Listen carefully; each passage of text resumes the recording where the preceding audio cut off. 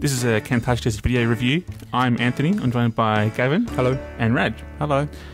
We have a guest developer this week is Tom from the Voxel Agents. G'day.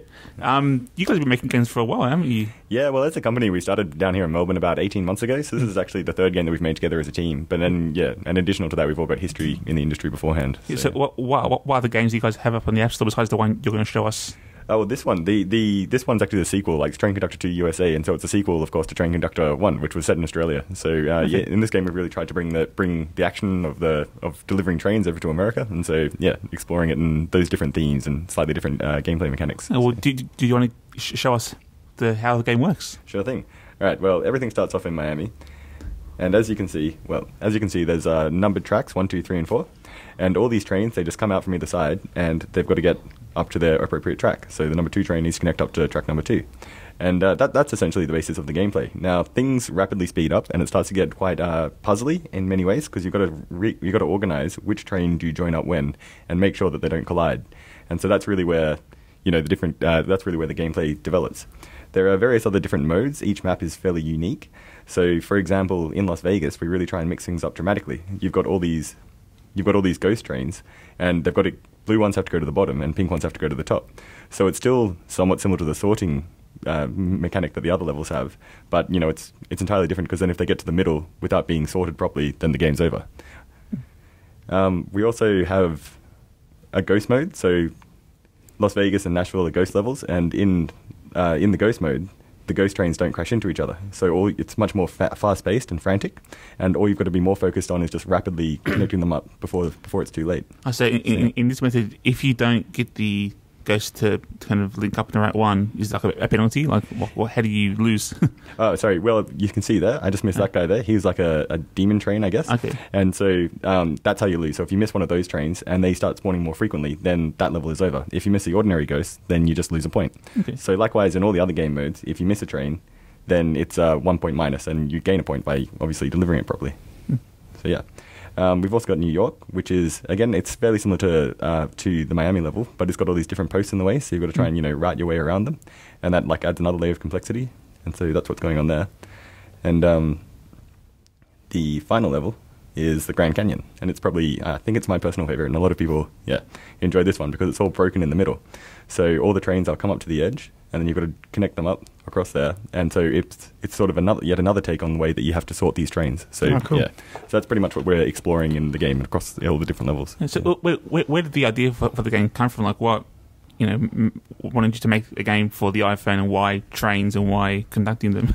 Well, basically, we've got a pretty intense prototyping process that we followed through as a team. So we sort of just made like some really simple games that were based around sorting, and another bunch of games which were based around sort of flight controls. You drag and you've got to manage the traffic. So it's that sort of idea.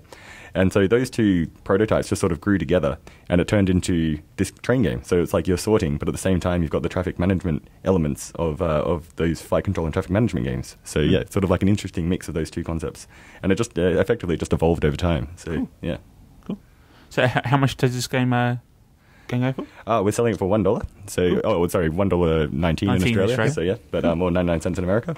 And yeah, cool. And I saw there's Facebook and Twitter integration, so you can tweet your high score, Facebook the high score. So you can choose to sign up if you had the internet connection. You can sign up with Facebook, and then on the score screen when you finish the game, it'll show you what your rankings are relative to your friends as well as against the entire world. Cool. So it's in the original game, we actually linked in with the ++ network. We've chosen not to go with that, and we've built our own Facebook integration so that you can really see your scores against your friends. And so we sort of feel that's more relevant to people. So we sort of went with that. You're playing against your friends rather than against like these global high score leaderboards. So yeah, sort of a different spin on that. As I know, it's actually been quite a popular game. Like I've seen it on a lot of American blogs and on the iTunes store, like in the top 10 lists.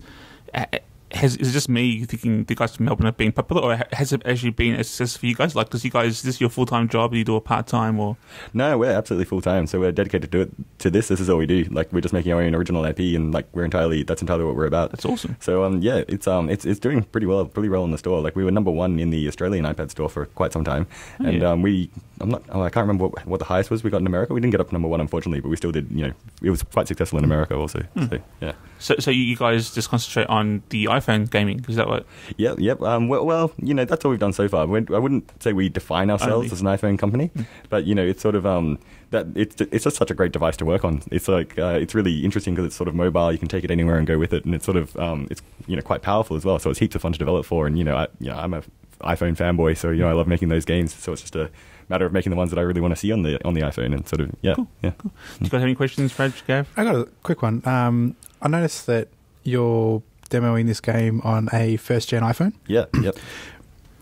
Reason behind that to make sure that it runs well across all platforms? So you start with the lowest and work your way up? Or That's exactly right, actually. We went to actually quite a lot of trouble to try and track this phone down on eBay because, of course, these ones, it's kind of hard to find them in Australia. So we did that purely so that we could have, the base device, like the weakest device. And then if we can get it running really well on this device, then it's going to be looking great on all the others and playing really well on all the others. Because I was surprised at how well this game plays on first gen. Because I play some games on a 3G and it's horrible. Yeah.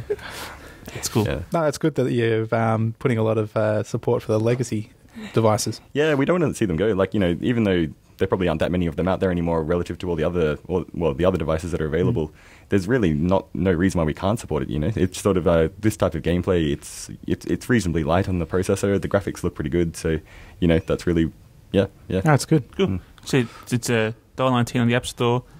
Train Conductor 2, the USA version. Thank you for coming in, Tom, showing us the game. We appreciate that. We always like to display Melbourne developers, so thank you. Thank you very much. Cheers.